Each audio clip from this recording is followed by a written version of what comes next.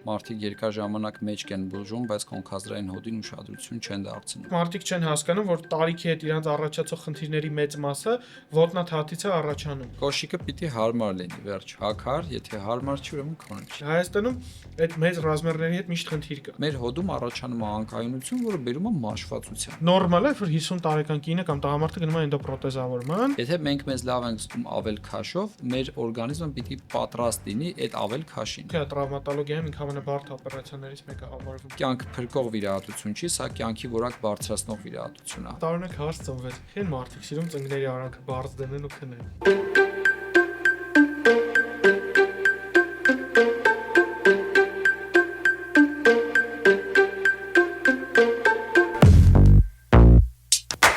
Ողջույն։ Շաբաթ առավոտյան դուք էլի բան ու գործ չունեք, դուսը չգիտեմ, ձունա գալու անձրև, արև, մենք նոյեմբերին ենք նկարում այս դեկտեմբերյան հաղորդումը, բայց կարամ մի բան հաստատ ասեմ, պարապչեք մնալու մոտակա 1 ժամը կամ 40 րոպե, նայած ինչքան խոսանք մեր հյուրի հետ, որովհետև այսօր խոսալու ենք ամենակարևոր մեր օրգաններից, չէ, դուք սխալ մտածեցիք, չենք խոսալու սեռական օրգանից, խոսալու ենք ոտքերից, որովհետև մեր ոտքերի վրա են կանգնած մենք ոտքերն է մեր ամեն ինչի հիմքը ու մի հատ շատ լավ խոսք է, չէ, ասում է ոչ մի սպորտսմեն ոտի պարապմունքի օրը բաց չի թողում։ Իսկ մեր հյուրը խարիզմատիկ, գեղեցիկ, խելացի, ափսոս աղջիկ ջան արդեն ամուսնացել է, իմ շատ լավ ընկեր Մուշեղ Վարժապետյանը Պոդո կլինիկից եւ Ավանգարդ բժշկական կենտրոնից։ Մուշ ջան, պրիվետ։ Ողջունում եմ ձեզ։ Ոնց ես։ Լավ, դուք ոնց եք։ Լավ, մի հատ հետաքրքիր բան ասեմ։ Որ քեզ զանգեցի, ասի կգաս մեդքասթյուր, կինս ասեց ում հետ էր խոսում, ով է գալու հյուր, ասում եմ Մուշոն ցույց, Մուշոն չի եղել քո մոտ։ Ահա իմ մոտ էլ էր տպավորություն, որ դու իմ մոտ եղել ես։ Ես չգիտեմ այդ տպավորությունը որտե՞ղ է, կամ դու պետք է ելնեիր շատ շուտ, չես եղել։ Չէ, ես չի եղել, բայց շատ ուրախացա անկեղծ ու շատ ուրախ եմ, որ ձեր մոտ եմ հիմա ու շատ լավ գործ եք անում, միշտ մտածել եմ, միշտ ընկերներիս sense շրջապատս օֆտենմա գլուխ եմ գովում, ասում Դավոն շատ լավ գործ է անում, ձեր թիմը իրոք հրաշքներ է անում, այս շատ պետք է մեր հատկապես մեր երիտասարդներին, էլի։ Համաչած շիրետ։ Չէ, ինչ կա դա։ Ես ու դու մի կուրսից ենք ու քիչ կա մեր կուրսեցիների մեջ, որ այդպես կապը պահպանվել է առողջական, օրինակ, որով առողջական եմ ասում, մասնագիտական կապը այդպես քիչ է պահպանվել, քո այդ կապը պահպանվել է, որովհետև դու ոնց կայր առաջի կուրսում, տես մնացել ես մինչև հիմա։ Նույնը երևի ես։ Հա։ Ու այդ ամենակարևոր հատկանիշներից մեկն է, որ մարդը պրոստը տուպը ոսկատեն շարունակում է իր գործունեությունը։ Այսօր ուզում եմ խոսամ ոտքերից, որովհետև դու պադալոգիայից եմ ուզում խոսամ, բայց ոչ այն կլասիկ պադալոգիայից, որ մենք պատկերացնում ենք, դա եղունգների խնամքը եւ այլն, այլ ոտնաթաթի հետ կապված խնդիրներից, որովհետև շատ ժամանակ մարդիկ չեն հասկանում, որ տարիքի հետ իրենց առաջացող խնդիրների մեծ մասը ոտնաթաթից է առաջանում։ Առաջնային ինչի վրա մարդը ուշադրություն դարձնի, երբ որ ուզում է հասկանալ ինքը ոտնաթաթերի հետ խնդիր ունի, թե չէ։ Ինքը իրանով շատ նոր գիտություն է, կամաց զարգանում է, հիմա արդեն սպորտային ոտնաթաթի բժշկությունը առաջ եկել ասպարեզում ու գնալով ավելի խորացնում, զարգացնում են ու եթե չխոսանք սպորտսմենների մասին, այլ հասարակ կյանքում մարդը ոնց հասկանա ունի խնդիր թե չէ, այդ հոգնածությունն է։ Հոգնածությունը որպես չափանիշ, այսինքն երբ է հոգնում ոտքի վրա ակտիվություն անելուց։ Եթե այդ ակտիվությունը նախկինում եղել է նորմալ, հիմա նորմալ չի իր համար, ուրեմն ինքը ունի խնդիրներ։ Եթե ակտիվությունը եղել է նորմալ այդ չափականակով, բայց համեմատական կարգով ուրիշներին ինքը ավելի քիչ է ոտքի վրա կանգնում, ակտիվ լինում ու հոգնում է, եւս ցուցանիշ է ստուգվելու։ Այսինքն հոգնածությունը ուրիշ ինչ սիմպտոմներ կարող լինեն։ Հոդացավեր, առաջնահերթ ոտնաթաթում, հետո ծնկներում եւ գոտկային հատվածում։ Երկար ոտքի կանգնելուց, մեջքս ցավում է, երկար ոտքի կանգնելուց ոտքերս ցավում են, օրինակ շատ հիվանդներ կան, որ աճուկային շրջանում են այդ ցավերը նշում ու շատ հետաքրքիր է, որ 90% դեպքերում են ուրոլոգիական խնդիր չունեն, իրան գալի հասնում են ուրոլոգի մոտ, երկար եմ կայնում աճուկային շրջանից ցավ եմ զգում։ Ու ֆակտ արդեն ապորնատվիգեցելնի կամ հենաշարժողական համակարգի խնդիրները, ուստեղ կարևոր է այդ հիվանդին չբռնել, պահել 5 վայրկյանում 1 սերմի բակ անալիզ հանձնելու անտիբիոտիկ նշանակել, այլ ուղղորդել մասնագետի մոտ, ով ոտնաթաթերով կզբաղվի։ Ոտնաթաթից զբաղվելուց մինչև ողնաշար զննում եմ անցկացնում միշտ ու Դու վնասվածքաբան օրթոպեդ ես։ Բոլորին այդ խորհուրդ եմ տալիս, որովհետև շատ են լինում մեջքի ցավերը գալիս է կոնքազդրային հոդից, մարդիկ երկար ժամանակ մեջք են բուժում, բայց կոնքազդրային հոդին ուշադրություն չեն դարձնում։ Նույնը հակառակն է տեղի ունենում ու նույն ծնկների ցավը որոշ դեպքերում ոտնաթաթից է գալիս եւ ելի ուշադրություն չեն դարձնում դրան։ Պետք է իրար հետ միշտ փող կապակցել ու զննումը առաջնային գոնե ամբողջական անել։ Այդտեղ շատ հետաքրքիր մի բան ասեմ, դու հիվանդի անամնեզը հավաքելուց մեր 21-րդ դարի բժշկությունը մոռանում է հիվանդ զննի։ Զգացել ես դա։ Ես մի հատ քեզ վառ օրինակ բերեմ։ Հիվանդ եկավ մոտս, ստոր որովայնային էս հատվածում ցավ ունի։ Եկավ նյարդաբանի մոտ եղել էր, ուրոլոգի մոտ եղել էր, բոլորը ասել է, ստեղից ցավում է, բոլորը հետազոտել են կամ MPVS են նշանակել կամ ինչ-որ բան ճանապարհել են կամ մեզի անալիզ են նշանակել։ Ասի արի մի հատ զննեմ։ Ոնց բացատրեմ քեզ, շալվարը իջացնում է որ զննեմ, աճուկային գրիժան ընկնում է ձեռս։ Ինքը գեր մարդ էր, ինքը մտածում էր էդի ճարպա կամ չգիտեմ ինչա, ասես աղիքը ռեալ դից ընկնում է ձեռս։ Դե համար ուզում եմ ասեմ, որ կարևոր է թե հիվանդը գալիս է ուրոլոգի մոտ, նյարդաբանի, օրթոպեդ վնասվածքաբանի, զննել, ձեռք տալ, շոշափել, որտեղ ասում եմ, ասես պարկը գրիժան գալիս գնում էր, այսպես խաղալիքի նման մարդը վիրահատվեց, այդ խնդիրը լուծվեց։ Մի հատ բան պատմեմ, այդ անամնեզի հետ կապված, ես հաճախ երբ որ հոդացավեր ա լինում, դե միզուղիների ինֆեկցիաներն էլ կարան բերեն հոդացավեր, դրսևորվեն հոդացավերով։ Մեկ-մեկ որ հարց ես տալիս, սխալ են հասկանում, ու ստիպված պետք է մարդուն բացատրես ինչի ես հետաքրքրում իր սեռական կյանքը, որ հասկանաս հոդերը ցավում են։ Սեռահակների տեսակներ կան, հա, Խլամիդյանները գենիտալ միկոպլազմաները, որ հոդերի ախտահարմանը կարան բերեն, հա։ Իմ տեսանկյունից երբ որ ես այդ հարցը տալիս եմ, ինձ միշտ սուր են նայում, թե ինչ ես այդ հարցերը տալիս։ Ոչ մի հետաքրքրություն մասնագիտականից բացի էլի։ Բայց վնասվածքաբան օրթոպեդիան ինքը բրուտալ մասնագիտություն է, երևի բժշկության ամենաբրուտալիտի մասնագիտությունն է։ Սխոց չգիտեմ, ընդ շուրուպավյորդ, դրել, տոտալի դրելներ ենք աշխատում էլ ոնց ասեմ, մեծ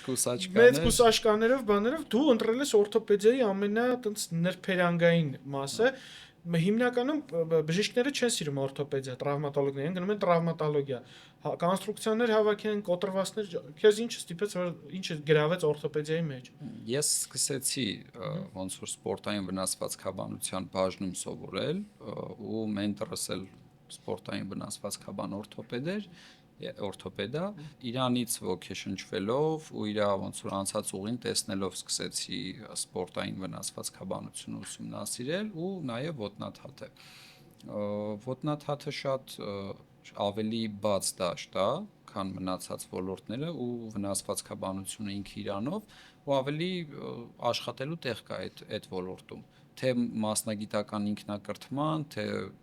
հասարակության կրթման, թե մոտեցումների վրա ու ինքը շատ լավ հետաքրքիր բան է, կարելի է կոնսերվատիվ բուժումներով, վիրահատական բուժումներով, խառնելով այդ ամեն ինչը մեր դիագնոստիկ մեթոդները տեսել ես ինչ հետաքրքիր մեթոդներ ունենք, հա, շատ հավես կլինիկական պատկերներ են տալիս ու դաշտը այնքան ազատ է, որ երևի 15 տարի է ինչ սկսել է զարգանալ կամ 17 տարի ինչ սկսել է զարգանալ այս ամեն ինչը գիտական տեսանկյունից, էլի, որ հրապարակումներ են անում, չգիտեմ, ինչ որ բաներ են փոխում, մոտեցումներ են փոխում։ Ես որ եկա քո մոտ 2 տարի առաջ էր, դրանից հետո անկեղծ ասեմ իմ կյանքը փոխվեց, որտեվ ես անդադ մարզասրահ էի գնում ու ոտերի ցավից չէի կարող աշխատեի ու իմ առաջի ստելկեքը ու վերջի ստելկեքը, դու ես կտրել, բայց դրանից հետո ես հասկացա ինձ ինչ սպորտային կոշիկներ են պետք, ես սկսեցի դրանք առնել Nike forever, sense էլ հա սրտի կանում, ու սկսեցի արդեն Nike, ես հիմա Nike բոթասների ուսումնասիրության կենտրոն կարամ բացեմ, որտեղ հատ ուսումնասիրել եմ իրանք ոնց են, ու ինչ դու ինձ հետազոտեցիր։ Ես կանգնեցի ինչ որ տախտակի վրա, դու սկսեցիր նայել։ Մանրամասը նկարագրի ինչն ես հետազոտել։ Երբ որ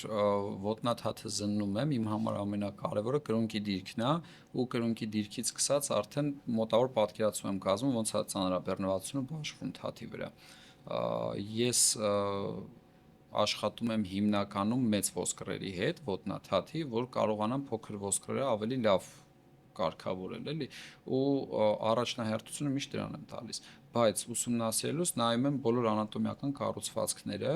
գումարային, որ պատկերացումը կարողանամ ստեղծեմ, էլի։ Այսինքն մանր ռենտգեն, մանր ոսկրերի թե Հետազոտման մի քանի եղանակ կա։ Այսինքն, Ծանրաբեռնման հետազոտությունն է, հասարակ հատուկ մակերես է, որի վրա ծանրաբեռնվածությունը մենք տեսնում ենք։ Ոտնաթաթի հետքը կարանք առանձին գնահատենք, ոտնաթաթի ծանրության ուժը առանձին գնահատենք։ Քայլքի հետազոտումն է հաջորդը, որ իրանից ենթադրում է ամեն էպիզոդում ոտնաթաթի ծանրաբեռնում, ոսկրերի դիրք ու բնականաբար արդեն համեմատական ենք անցկացնում նորմայի, պոպուլյացիայի թվերի հետ, հետո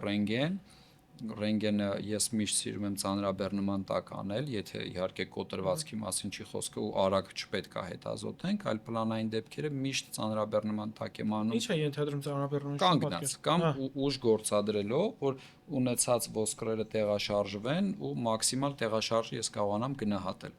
Հոդաճեղքը գնահատեմ ճիշտ, մաշվածության պատկերը ավելի ճիշտ է լինում դրանից եւ ֆունկցիոնալ տեստերն եմ սիրում, այսինքն թե նույն ռենտգենի տակ առաջ թեքված, հետ թեքված, որ հոդի դիրքերը կարողանամ փոխեմ։ Դրանից զատ, եթե արդեն սպորտային վնասվածքներ եմ կասկածում կամ ջլակապանային համակարգի ինչ որ հիվանդություններ է, MRT-ն է։ Կատեն հիմնական վնասվածքաբանության մեջ է օգտագործվում, եթե ես ոսկրի կոտրվածք չունեմ, չպետք է պլանավորեմ իմ վիրահատությունը, արդեն MRT է, հաջորդ քայլս MRT է։ Մկանային համակարգը գնահատելու համար։ Ջիլ մկան։ Սոնոգրաֆիան էլ է օգնում, ուլտրաձայնային հետազոտությունը ինքը ավելի արագ մեթոդ է MRT-ին համեմատած, ուղղակի մի քիչ ավելի քիչ ինֆորմատիվ։ Լավ, գնանք ախտանիշներից ձկնամկանը։ Ձկնամկանը գիշերը մարդու մոտ բռնվում է։ Շատ մարդիկ, ու այդ թվում ես ունենում եմ տենց էպիզոդներ, որ անտանելի ձկնամկանի բռնվածություն է լինում։ Մարդը գիշերը զարթնում է, այդ ցավից մի քանի վայրկյան հետո այդ ձկնամկանի րոպե հետո այդ ձկնամկանի ցավն անցնում է, կարող ինչ որ մնացորդային բաներ մնան։ Ինչի հետ է կապված այդ ցավերը։ Գերծանրաբեռնման մարդ օրվա մեջ շատ է ոտքի վրա ակտիվ ու ընդհանրապես մեր առօրյան հիմա այնպեսին է, որ մենք շատ քիչ ենք ուշադրություն դարձնում մարզավիճակին։ Մենք կարող է գնանք մարզվելու, բայց մեր մկանը բավարար մարզված չլինի մեր օրեկան ակտիվության համար։ Ու դրա արդյունքում մկանը գերլարվում է, լարվելուց հետո կամայական կծկումներ են լինում, ջոհակծկումներ են լինում, որը որ բերում է հենց այդ երևույթներին։ Ջրազրկումը։ Այո։ Վիտամինների պակասն էլ կարող լինի։ Ես իհարկե վիտամինների այդ բալանսի բանի կողմնակիցը չեմ, իրանց մի քիչ sense հերվից եմ էլի նայում, բայց հերվից, բայց շատ դեպքերում օրինակ էլեկտրոլիտների բալանսն էլ լրացնելը էլի կարևոր է, որ մկանային ջղակծկումներ, տոնուս եւ այլն չլինի։ Պլյուս եթե անատոմիական շեղումներ չկա։ Վազքը, գնանք բում վազքին, էլի անդրադառնանք։ Ես սխալ վազորդ եմ եղել։ Ու շատերն են սխալ վազորդ եղել, վազքը մի հատ նենց բան է, որ իրան վերաբա դե վազել է, էլի։ Ու ինքը բերում է լիքը խնդիրների։ Ավել քաշով մարդկանց վազել է, սխալ կոշիկ ընտրել է։ Մի հատ արի հասկանանք, մարդը որոշել է, всё, վաղվա ինձ նոր կյանք, վաղվա ինձ առավոտները հելնում եմ վազեմ։ Ինչից սկսի այդ մարդը։ Մի հատ այտենց հումոր կա, ասում է առավոտը մարդիկ բաժանում են երկու տիպի՝ վազողների, ովքեր նստած նայում են վազողների։ Նստած նայողները այդ տրավմատոլոգներն են։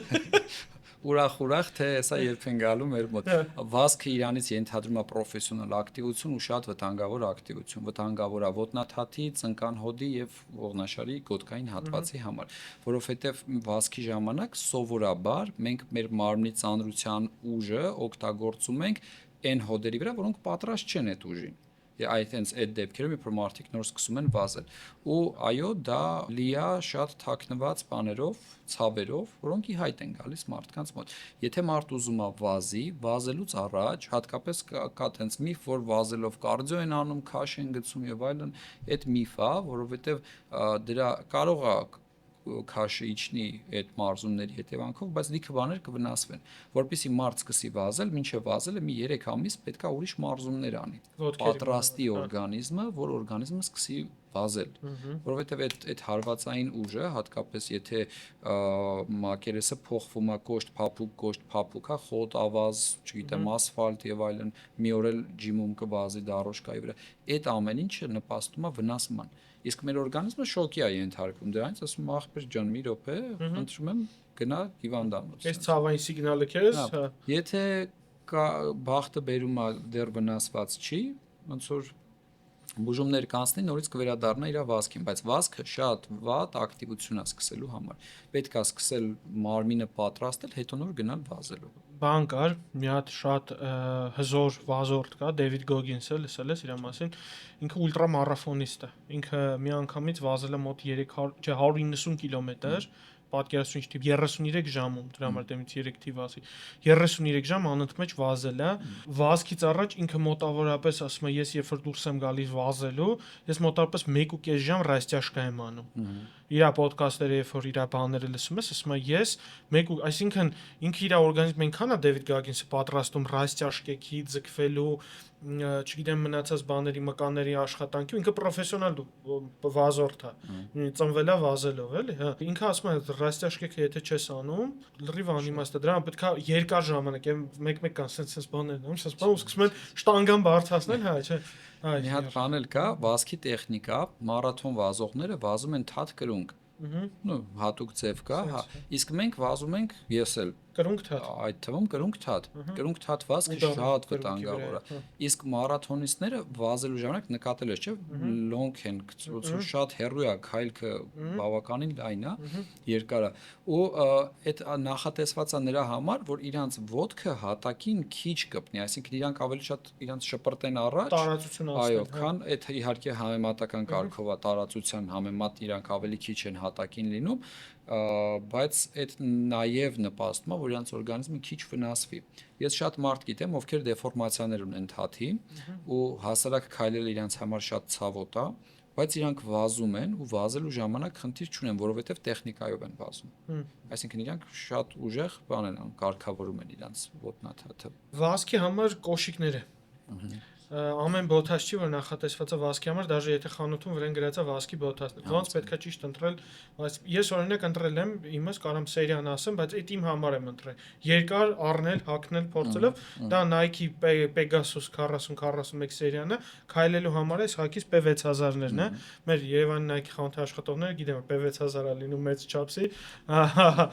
որովհետև P6000-ն է ու Pegasus-ներն են։ Մի քիչ ավելի բան քայլելու SC-ներն են Nike, որ ես սիրում եմ։ Օրինակ Nike Air սերիաները իմ համար ավելի քաշ ունեցող մարդու համար նեղ են իրանք։ Լայն թաթով, մեծ գաբարիտով մարդու համար, դու ունես տենց շատ կարևոր բաներ նշեցիր, մարդ երբ որ գնում է կոշիկ առնելու, առաջին պահից սկսած այդ կոշիկը իրան պետք է հարմար լինի։ Եթե ոտքը մեջը հարմար չի, կհագնես, կբացվի, չկա, այդ սուտ է։ Այդ տանջվելու ես, վերքեր ես ունենալու, չգիտեմ, անհարմար է լինելու, կարող է մի հատ կարևոր պահ լինի, պետք լինի արագ գործել չկարենաս, այդ անես, որովհետև ցավացնում է այդ կոշիկը քեզ։ Իսկ վազքի համար նախատեսված կոշիկները, պրոֆեսիոնալ կոշիկները լրիվ ուրիշ են, քան մեր խանութներում դրված են։ Շատ ճիշտ նշեցիր։ Ամենակարևոր պայմանը, որ կրունկը պիտի ամուր լինի, կրունկը գրկող այդ հատվածի մասին է խոսքը։ Պիտի ունենա բավարար ամորտիզացիա, համապատասխան մարմնի քաշի, ուժին այդ տվյալ մարդու, պիտի թաթի համար համապատասխան տեղ ունենա։ Եվ մի հատ էլ կարևոր բան կա, այդ որ ասում են կամարի աջակցում, չգիտեմ, հարթաթաթների համար նախատեսված կոշիկ եւ այլն, այս կոշիկը արտադրողները շատ հավես բան են մտածել, այդ հեռավորությունը կամարից մինչև կրունկ, ամրացման, բարձրացման եւ այլն, այսինքն անհարմար է, բայց օրինակ ինքը շատ ժամանակ։ Բայց եթե ճիշտ ես ընտրում այդ հեռավորությունը, ինքը դառնում է շատ հարմար։ Այսինքն այդ հեռավորության հարցն է։ Եթե այդ մոդելը քո ոտքին անհարմար է, ուրեմն այդ հեռավորությունը քոնը չի։ Անկախ նրանից, որ դա քո չափսն է։ Ու հա մենակ չափսին պետք է ուշադրություն չդարձնես։ Կա որ կարճ է լինում, ոտքը սկսում է ավել փլվել, այսինքն պիտի մոդելը ընտրվի։ Դե հենց էդ է, որ ասենք ասում են top 5 ամենալավ վազքի բոթասները, պիտի հասկանաս, որ էդի քո համար չի։ Օրինակ, դաժե ֆիրմայից կախված, օրինակ ես փորձել եմ հագնեմ New Balance, փորձել եմ հագնեմ Puma, իրանք իմ համար միշտ եղել են ծանր։ Դաժե եթե իրանք թեթև են եղել, իրանք սերիաները, որը ես եմ փորձել, կարող սերիա ունեն յոգա, իրանք խաղացել է ոտոս մեջ բան։ Իսկ օրինակ Nike-ը Այդ իմ նշած Nike-ում է մոդելներ կա, որ ես հագնում եմ, ասում եմ, չէ, ինչ է, մամա ջան։ Հա, բան։ Nike-ում օրինակ P6000 երբ որ ես առաջին անգամ հագա, ես իրենից սկսեցի պատվիրել, ասենք այն մեկը հագես, մի հատ էլ պատվիրում եմ ուրիշ գույնը կամ բանը, որովհետև ժամերով ես կարող եմ քայլեմ, ու ինքը իդեալական լինի։ Նույնը Crocs-ի մասին լեգենդներն է։ Crocs-ը ինձ վիրահատարանում ամենաանհարմար բանն է, որ ես հագնում եմ։ Ես անկեղծ եմ ասում։ Չգիտեմ ինչից է։ Դու Crocs-ի մասին ինչ կասես։ Ես Crocs-ը սիրում եմ, միշտ Crocs հագել եմ, բայց նկատել եմ հասկացել եմ դա, երբ դե Crocs-ը նյուբիվայեմի կոշիկ է համարվում, տարիներով կհակնես Crocs-ի սննկացման պատճառներից մեկը այն է, որ մարդիկ Crocs-ը օրինակ Nike-ից առնում ես մի տարի հետո պետք է դազանալ։ Crocs-ը չի նյուբիվայկա է։ չի փոխվում։ Ես ունեմ Crocs օրդինատորայից 17 թվից մինչև հիմա իդեալական։ Լվանում ես։ Ես էլ այդպես մի Թազա Crocs ունեմ, հա։ Բայց երբ որ նոր Crocs վերցրեցի ու հակա, տարբերությունը այդ պահին զգացի։ Իրանք նստում են, այդ ռեզինը նստում է ոտքիդ է հարմարվում ու դու չես նկատում դա, բայց երբ որ նորն ես վերցնում, ինքը այդ իր կամարը, այդ կրունկի փոստությունը սկսում է աշխատել, ավելի պարզ է դառնում, թե ինչի համար է։ Ես վիրատանների համար ստերիլ բոթասներ եմ պահում մեջ,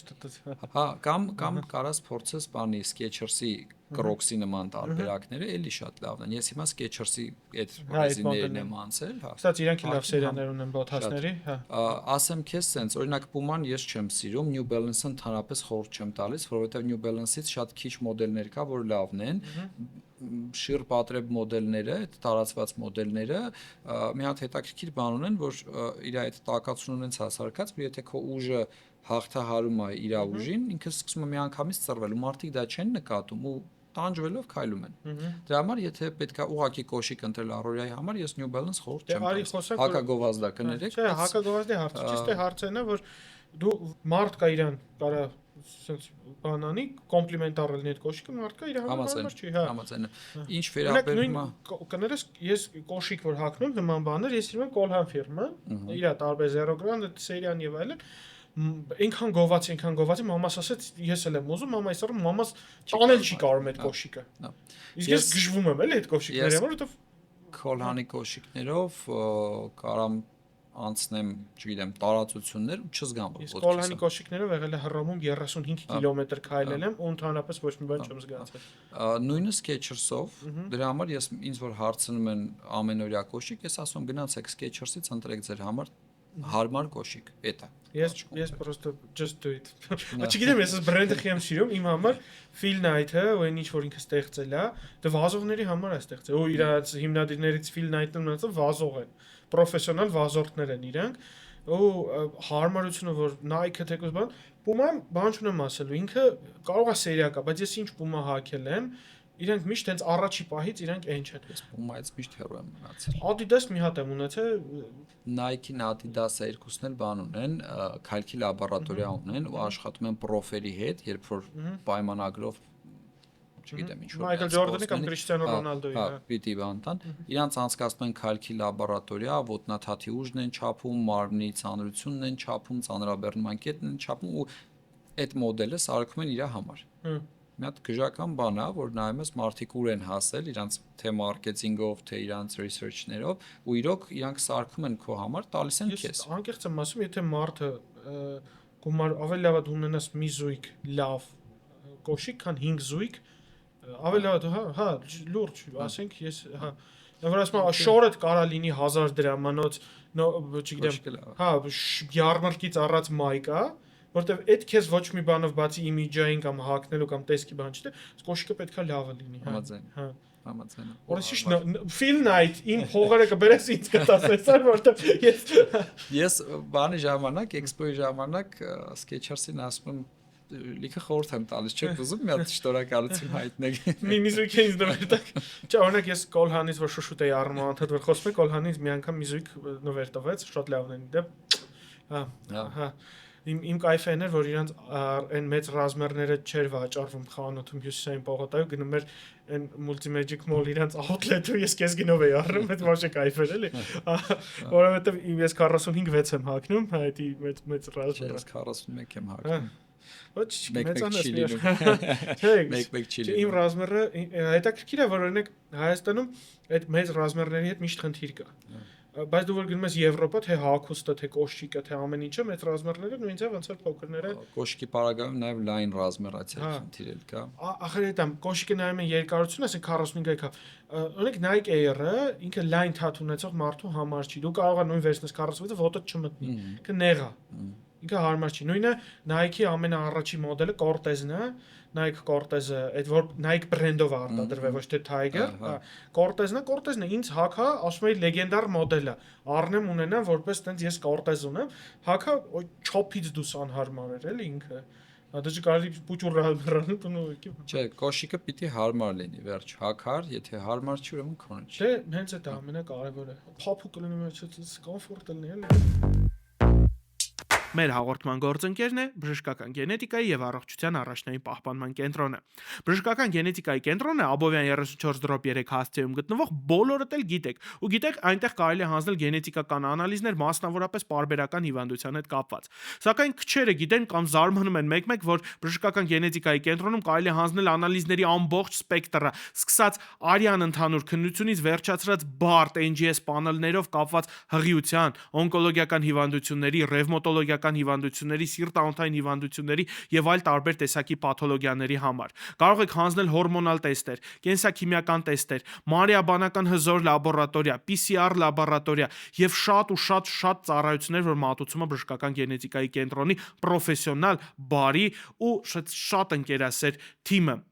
Մանրամասների համար կարող եք զանգահարել 015 800 800 հեռախոսահամարով կամ այցելել cmg.am կայք։ Իդեպ բժշկական գենետիկայի կենտրոնը անցել է ISO հավաստագրումը։ Դե ինչ սիրելիներս, այցելեք մեր մոտ ու առողջ եղեք։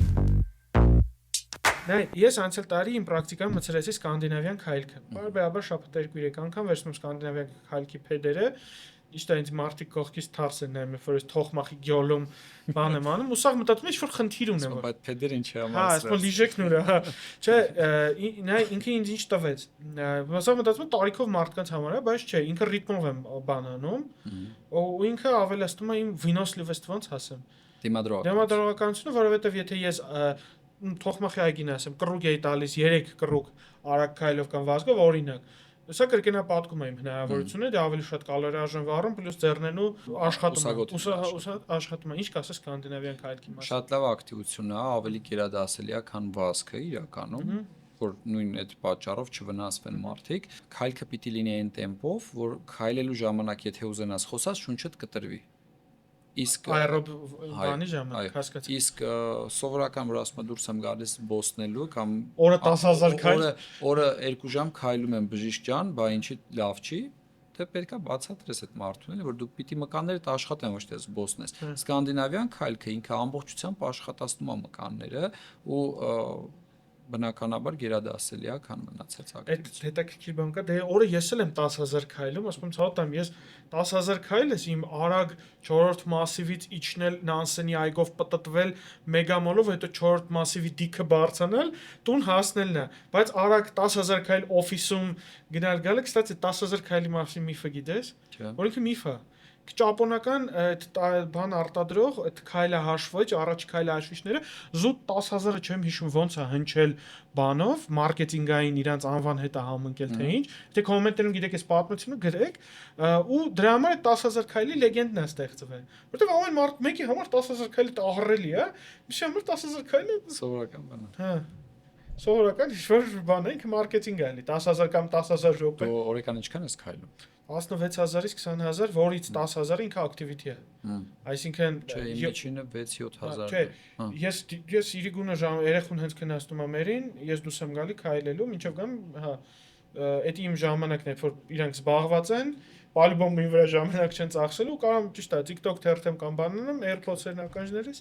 ու մասիվներով, առաջ երևույթով, հիմա մասիվներով։ Շունչ կա հայատները։ Հա? Շունչ կա հայատ։ Չնայած դու շուն ունես։ Ես շան սիրահար եմ, հա, շուն ելնի, պիտի կերակրեմ, բերեմ տուն։ Հետաքրքիր բան, էլի քայլքի մասին, ես մի պահ մեքենաս էի թողում տունը ու ոտով գնում էի գործի։ Երևանուց շրջանային։ Շուտ մեկին թվում էր անհնար է, բայց շատ կայֆ էր։ Իմ աշխատատեղերը նախկինում որ երկուսն էլ կենտրոնում էր, ես մի տեղից մյուս տեղ մեքենան կանգնացնում էի, ոտով գնում էի։ Ու շատ հարմար էր ինձ, համ դե բնականա պարքինգի հարցներ արանքից դուրս գալիս, բայց հա, դե դիք էի բարձրանում Պուշկինից դեպի բան, այդ Սարյանի դիքնի աստիճաններ բան էլի, որ ու սա պարկով տեմպով քայլում էի կոնկրետ, էլի։ Ու ժամ ունեի, ես գիտեի, որ ես այսքան ժամում պիտի տեղավորվեմ։ Եթե չեմ տեղավորվում այդ ճամփեն անցնելուց, ուրեմն ուշանալու։ Ես ունեի գիտեի, որ Կայարանի մետրո որ հասնում եմ, պիտի այսքան րոպե անցած լինի, Կայարանից Ռասիա այսքան րոպե անցած լինի, եթե ինչ-որ բանային չէր լինում, հասկանում եմ, կամ տեմպը շատ արագ եմ տալի, կամ տեմպը շատ դանդաղ է։ Ու ասեմ քայլքի ու վազքի համար դու պետք է նաև այնքան այդ ասում եմ փորձես ու սխալվես։ մի օր դու զգաս, տեմպ տաս, զգաս, որ 500 մետր հետո դու չես կարա շարունակես գնաս տուն, ոչ թե կոտրվես, այլ հասկանաս, որ հաջորդ օրվան ես, չէ, ես ինձ պետք է կիլոմետրաժ տեմպը սենց է պետք, մինչև դու քոնը ընկալես, էլի։ Մի հատ հավես բան էլ կա, օրինակ շատ լավ բան ասցիր, որ դու սիստեմաբար դուրս ես գալիս այդ ակտիվությունը ամեն անելու։ օր, հա։ Այդ սիստեմաբարը շատ լավ է ազդում օրգանիզմի վրա, բայց մարդկա կոտրվում է, քեսից ասում է դե լավ է, չի ստացվում մոտս կամ չգիտեմ, ծունկս ցաված, հետո մի օր դուրս կգամ, չէ, անգամ այդ պարագայում, եթե ինչ-որ բան սխալ ես արել, վերականգնվեցիր, պիտի շարունակես, պիտի դարձնես սիստեմաբար, որ օգտակար լինի, թե չէ ուղղակի տանջանք է լինելու։ Դե հա, միանշանակ։ Արդեն դրանից սկսում ես կայֆ ստանալ։ Էդի գերագույն էդի դոֆամինը գնա գալիս է, մանավանդ մի քիչ ծառաոթ է լինում, մանավանդ ինչ-որ բանը, մանավանդ որ ականջ դեմը մի հատ լավ կինո է այդ բանը, ես կինո կարող եմ նայել, միաստեն ֆիլմը լսեմ, իմ նայած ֆիլմը է, չէ, դե ինչ-որ ռոքին։ Լսես, հա։ Հա ջան։ Լսեմ, հա, կամ ոդկաստ ինչ-որ միաստեմ, ու միաստեմ ու բզբոսնեմ, մանգամ լսեմ, տեմպ, մենակ տեմպ, էլի, տեմպն եմ բան, որ ինքը պետք է լինի արագ, կամ սկանդինավյան քայլքն է, կամ սովորական քայլքն է, ու ամենակարևորը իմ Pegasus-ները, դու մտածում ես Pegasus-ը թանկ է, օրինակի համար 90000 արժեր իմ Pegasus-ը, երրորդ տարին է հագնում եմ։ Ես իրան օգտագործում եմ մենակ այդ նպատակով, իսկն տեղ ոչ, հա, քայլելու։ Երրորդ տարին է իդեալական վիճակում է։ ճիշտ ներդրում։ Հա, ճիշտ։ Ծնկներին։ Ոնց խնայենք մեր ծնկները։ Մենք մի հատ զոնայում ենք ապրում, որ շատ նորմալ է, որ 50 տարեկան կինը կամ տղամարդը գնում է էնդոպրոթեզավորման, հա, 50-60 տարեկանում գնում են թե կոնքազդրային հոդի, թե ծնկան հոդի, ինչ ոնց խնայեն ծնկները։ Դե ոնց որ շատ բան չհնչի, տենց տխուր կամ միապաղաղ չհնչի, որ սաղ բժիշկները ասում են ավել քաշն է ազդում հոդերի վրա եւ այլն, ես միշտ սիրում եմ ասել, եթե մենք ուզում ենք 100 կիլոգրամ շտանգա բարձրացնենք, ծանրաձող բարձրացնենք, մենք պիտի ունենանք 100 կիլոգրամի ուժ։ Եթե մենք մեզ լավ ենք զգում ավել քաշով, մեր օրգանիզմը պիտի պատրաստ լինի այդ ավել քաշին։ Եթե պատրաստ չի, ինչ-որ բան շարքից դուրս է գալու։ Այդ այդտեղ հարցը լուծվում է, պլյուս դրան կայունությունը հոդերում։ Եթե մեր մկանները բավարար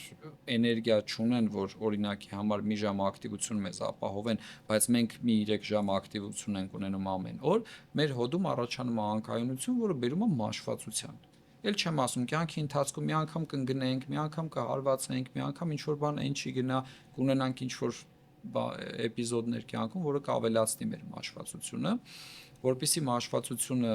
նման վաղ տարիքում ի հայտ չգա, պետքա միշտ մկանները տեղը պայել, մկանային ուժը տեղը պայել, որ հոդը լինի կայուն, այդքան բան։ Այսինքն, եթե ուզում ենք ներդրում անենք մեր առողջության մեջ, մեր ներդրումը պիտի լինի քաշը կարգավորել, մկանային ուժը տեղը պայել, որ հոդը լինի կայուն։ Վերջացավ։ Մարդիկ գալիս են ցավով, նայում ես հոդում մաշվածությունը թույլատրելի է, այսինքն տարիք մաշվածություն համապատասխանում է, բայց այդ մարդը վիրահատության պացիենտ չի, իրան պետք չի էնդոպրոթեզավորել։ Խորհուրդ ես տալիս, ասում ես գնա վարժություններ, ասում եմ ոտս ցավը չեմ կարող շարժվեմ, ոնց վարժություն անեմ։ Վարժությունը երբ որ անում է, իհարկե կան ճիշտ վարժություններ, որ առանցքային ծանրաբեռնում չտան։ Երբ որ վարժությունները ճիշտ են անում, գալիս է մի հատ իրավիճակ, որ մկանը սկսում է կոմպենսացնել այդ ուժը, ու մարդը ցավ չի ունենում։ Հա, դեղորայքով օգնում ենք, ցավազրկում ենք, որ կարողանան շարժվեն, մինչև այդ մկանային ուժը հետ կգա։ Ուղղակի պիտի համբերատար այդ պահին հասնեն։ Եթե չեն հասնում, կորացավ։ Դու մոտիվացիա։ Բարբերաբար նկարներ ես գցում վիրահատարաններից, գրեթե ամեն օր, որ ոտնաթաթերի վրա տարբեր տեսակի գոյացություններ, տարբեր տեսակի ոսկրային անոմալիաներ ես վիրահատում, որն է ամենաշատ հանդիպողը, ինչն եք վիրահատում այդպես։ Ամենաշատը առաջի մատի դեֆորմացիան է, հալուքս վալգուսը, մատը որ ծռվում է մի կողմ, ասում են կոճս մեծացավ, այդ կոճի դեֆորմացիան է ամենաշատ հանդիպողը, ու ցավոք սրտի կանանց մոտ է շատ հանդիպում։ Մնացած դեպքերը համեմատ ավելի քիչ են հանդիպում, բայց մեկ էլ արտահայտված է կրունկի թեքվածությունը։ Հաճախ է հանդիպում կրունկի թեքվածություն։ Իհարկե դա միշտ չենք վիրահատում, կոնսերվատիվ եղանակներ կա պահպանելու, լավացնելու վիճակը, որ մարդ վիրահատության կարիք ու ցանկություն չունենա։ Կոճի թեքվածության մեծ մասը բուժման կարիք ունի վիրահատական, քիչ մասը պահպանողական եղանակով, իսկ հետին հատվածի թեքվածությունները, կրունկը, վեգոսկրը, իրանք ավելի շատ կարելի է пассив եղանակով օգնել, աջակցել պացիենտին։ Իսկ առհասարակ ամենաշատը հենց այդ վիրահատություններն են, որ կոմոդ լինում է, հա։ Երբ գնան մարդիկ ծնկան հոդի էնդոպրոթեզավորման, երբ այդ ժամանակը գալիս, ուղղակի տրավմատոլոգիայում ինքնամենաբարդ օպերացիաներից մեկը համարվում։ Այսօր ավելի շատ պացիենտը պիտի դրա կարիքը զգա, ոչ թե մենակ ցուցումը չի, այսինքն եթե մենք ցուցում ենք դնում էնդոպրոթեզավորման, բայց պացիենտը ասում է իմ կենցաղը, իմ գործունեությունը այնպեսին է, որ ինձ հերիքում է այս հոդը, կարա չգնա էնդոպրոթեզավորում, այսինքն սա կյանք փրկող վիրահատություն չի, սա կյանքի որակ բարձրացնող վիրահատություն է համարվում, թե կոնքազդրային հոդը, թե ծնկան հոդը։ Իրականում հիմա շատ հեշտ է արվում այդ վիրահատությունները, հատկապես փորձառու վիրաբույժը կարող է մի ժամվա մեջ սպինալ անզգացման տակ ժամու կեսում անի այդ վիրահատությունը, նախապես պլանավորելով, հաշվարկելով, որ վիրահատությունում հաջողության կհասնի, բայց ինչի են մարդիկ խուսափում, չգիտեմ, երևի ֆինանսական, երևի Դե էժան օպերացիա չի, մենակ իմպլանտը այո, ինքը տենց բավականին թանկ հաճույք է դառնում։ տիտանից Ամեն դեպքում կյանքի որակը շատ փոխվում է դրանից հետո։ Մարդիկ նախքին ցավերը չեն ունում, շարժման ծավալը մեծանում, ավելի վստահ են լինում։ վազել կարան դրանից հետո։ Այո, բայց ճիշտ ռեաբիլիտացիա անցնելուց հետո մի հատ մեծ բայց կա, մենք խորհուրդ չենք տալիս մարդիկ ֆուտբոլ են խաղում էնդոպրոթեզներով ու ոնց որ լավ ինտենսիվ ֆուտբոլ են խաղում, բայց մենք խորհուրդ ենք տալիս խնայել օրգանիզմը, ավելի անվնաս սպորտային ակտիվություն ունենալ, մարզասրահ, լող, շախմատ, ինչի՞ չէ, բլոտ, նարդի, բայց էնդոպրոթեզավորումից հետո լրիվ հավանական է, որ պացիենտը կվերադառնա թե ծնկան, թե այո, եթե մինչև այդ սպորտով զբաղվել է, կվերադառնա այդ սպորտին։ պլազման ողնաշարի համար։ Շնորհակալություն։ Չէ, լուրջ, ողնաշարի գրիժաների բուժման նորարարական մեթոդ է,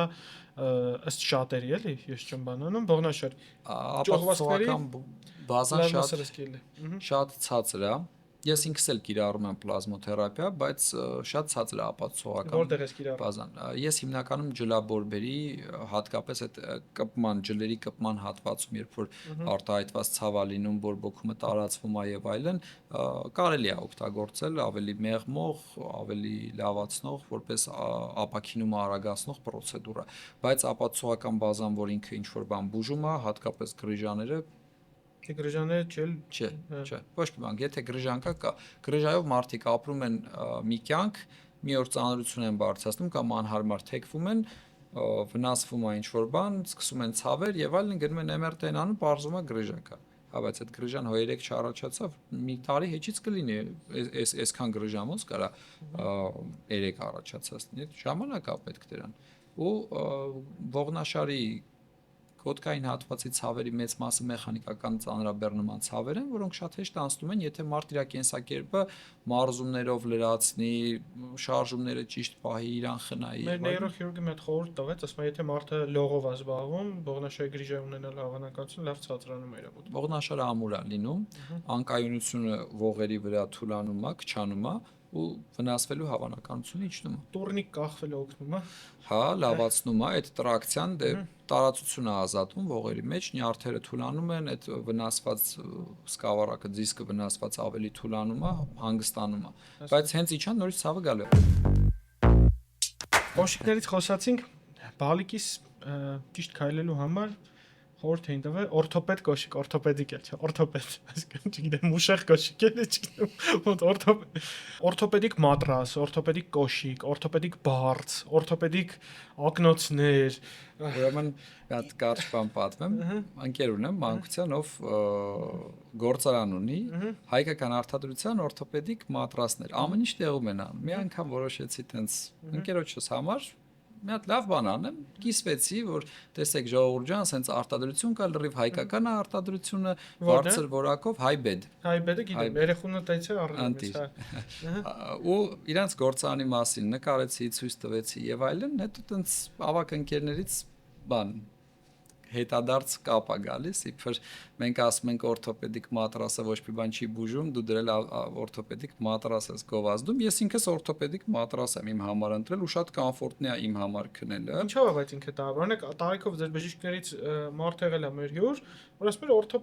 օրթոպեդիկ ձևը պետք է ամեն մարդ ու իրան է լինի։ Այո, ամեն մարդ իրան ունի։ Մեկին հարմար է լրիվ չոր, մեկին հարմար է լրիվ փափուկ, ես այդ դրա միջով անցել եմ։ Ես ունեք մարդուն, որ դոշակ է սիրում կամ նա մատրասնիկ։ Եթե չի լինում էդի, հա, Ես դա շատ եմ ներվում էլ։ Իրականում ինչով է տարբերվում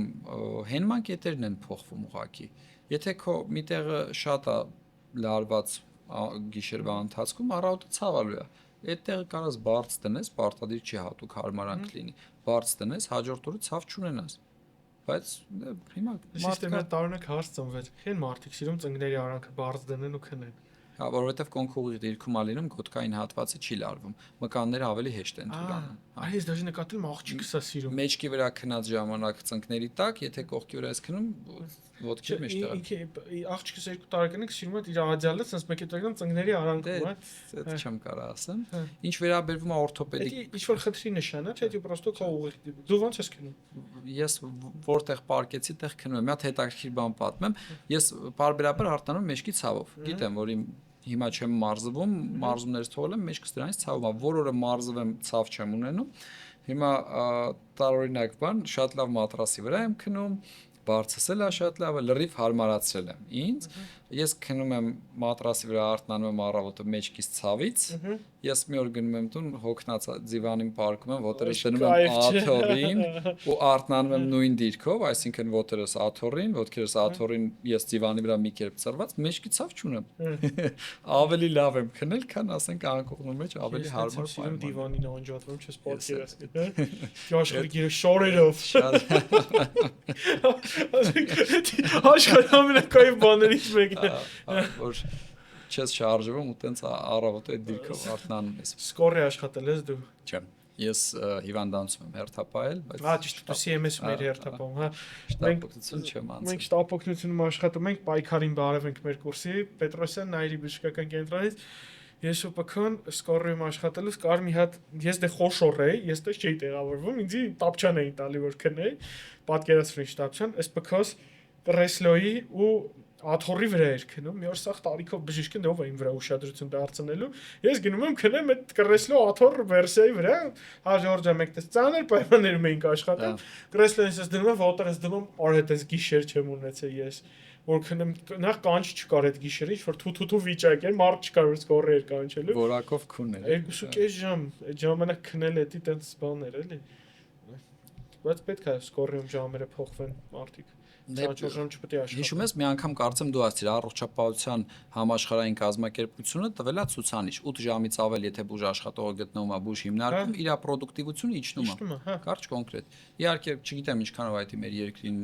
համահունչ աշխատում չես հիշում հերթապահում էր հետո գնում էր մի հատ սմենը տեր փագում 36 ժամ հիվանդանոցում նոր գնում ես տուն հա դա ես Ռուսաստանում մի պա արդեն արձինատրում ջղայնանում եմ ես 20 սուտքից հետո ես չեմ մնալու սպանեք չեմ մնա հիվանդ չի կարող դժվար է հասարակ կոմունիկացիան է բարթանում, ավելի ջղայն ես դառնում, կենտրոնացումը տա իջնում, եթե հանկարծ պետք լինի էքստրին ինչ-որ բան անել, չես հիվանդի խոսալ չէիր ուզում, դու ասում ես sorry, հետո ասում են ջղայնը։ Չէ, ես Հայաստանում որ եկա, ես մի հատ բանի մոռաջ դրեցի, որ ես չեմ հերթապահելու։ Հայաստան գալուց հետո 5 տարվա մեջ 10 գիշեր եմ հերթապահել։ Այդ առաջի տարվա ընթացքում ես չեմ հերթապահել, ես այդ ուսանող տարիներից հետո արձինատուրայում առաջի տարին հերթապահեցի, հետո արդեն մեր մոտ հերթապահություն գիտես ոնց էր այնտեղ շաբաթի 3 անգամ 24 ժամ, հետո մնում էր գործեր անում, մեր պոլնի վիրահատության, այդ պոլնի թղթաբանությունը գրում էր 5-6 ժամ քնում էր, առավոտ էլի գործը։ Մեր մոտ երևի աշխատանքի տեսչությունը պիտի դրանով զբաղվի, չէ՞ որ աշխատողներին ասի դու պիտի տուն գնաս, արդեն թե սխալ գործելու հավանականությունը կմեծանա։ Շափից դուրս համեցանը։ Այն էլ բժշկական ոլորտում։ 3 գիրք որ խորհուրդ կտաս կարդան մեր հետևորդները։ Դու մեր ոդքասթը նայում ես, գիտես, ես կրսական հարց տալիս եմ։ Ես անկեղծ լինեմ, ես գեղարվեստական գիրք շատ քիչ եմ կարդում։ Իմ համար կարդալը շատ դժվար ակտիվություն է, դանդաղ ակտիվություն է ու կենտրոնացումը շատ արագ փախնում է։ Միգուցե հենց պատճառն էլ է դա որ քիչ եմ կարդացել, այդ սովոր չի դրան ուղեղես։ Հիմնական մասնագիտական եմ կարդում։ Դրա համար չեմ կարող խորհուրդ տալ։ Դե մասնագիտական խորհուրդ։ Մասնագիտական գրքերից օրինակի համար ես շատ եմ սիրում բան կլինիկական անատոմիան, այսինքն դոստուպները ոնց անես վիրահատությունները եւ վիրահատության երկու եղանակ՝ հին մեթոդները, նոր մեթոդները։ Միշտ եթե դու ուղղվածություն ունես ընտրած, օրինակի համար ես ոտնաթաթ եմ վիրահատում, կա ոտնաթաթի բաց վիրահատություններ, նույն վիրահատությունների փակ տարբերակ։ Ավելի չակերտավոր ասած, ավելի պրադվինուտի ու տենց նոր մոտեցումներն են։ հաճախ իրանց պետք է իմանաս, որ կոմբինացնես, ու վերջում եկա բացես վիրահատելու, բայց դե լավ կլինի երկու մեթոդն էլ իմանաս, հետեւաբար, հա, վիրահատական ոնց վիրահատական մուտքեր, բաց եղանակով վիրահատություն, փակ եղանակով վիրահատություն։ Դե ինչ, Մուշեղ ջան, մերսի շատ, բաժանորդագրվեք Մուշեղի Instagram-ին դե շատ հետաքրքիր վիդեոներ կան։ Իսկ ինձ եթե բաժանորդագրվես չեք ինչ ասեմ, բա մոտ 1000 ամոթ։ Ով քեզ բաժանորդ, տես մարդ կա, որ քեզ բաժանորդագրվես։ Տրամպը, Ջեյլոն, Իլոն Մասկ։ հա Իլոն Մասկը դա թիշենք։ Իմիջայլոց բան է արել, AI-ով ասցի իմ Պուտինի նկարը սարքի, ցույց կտամ սա այդ նկարը, ասաց չեմ կարա, տենց իբր հայտնի մարդկանց հետ չի կարելի որ ես տենց նկարներ սարքեմ, բայց սարքես տվեց, ասում դե ոնց որ յան երկուսով տենց թևանցուկ իրար սելֆի ենք արել, մի հատ նկար ա տվել, ասենք ես ու դու տենց նկար ունենք, մեկ էլ ես ու Պուտինը։ Դե ինչ իրելներս, ես խոսք եմ տալի, ես հավաքման դուրս գալու օրը դու կտաս այդ նկարը մենք կտեղադրենք, այսքան է, առողջ եղեք։